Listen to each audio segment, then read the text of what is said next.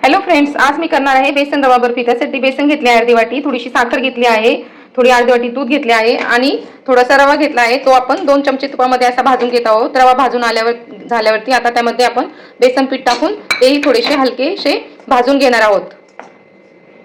बघा, आपले बेसन असे छान भाजले आहेत।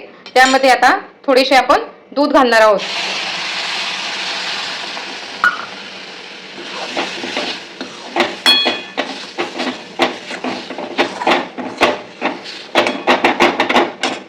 आता नंतर आपण साखर टाकून हे हलवून घेणार आहोत। हे बघा, आपली छान अशी साखर टाकून आपण याला छान असे हलवून घेतले आहे। आता अर्धा चमचा विलायची पावडर टाकणार आहोत। नंतर आपण थोडेसे ड्रायफ्रूट टाकणार आहोत आणि एका प्लेटला तूप लावून याला बर्फी करून घेणार आहोत त्याची। हे बघा, आपण छान असे याचे एका ताटामध्ये थंड होण्यासाठी ठेवले आहे। आता याचे बर्फीचे तुकडे करून घेणार आहोत। हे बघा, आपली बर्फी अशी सेट झाली आहे। आता याला आता आपण कट करून घेऊया।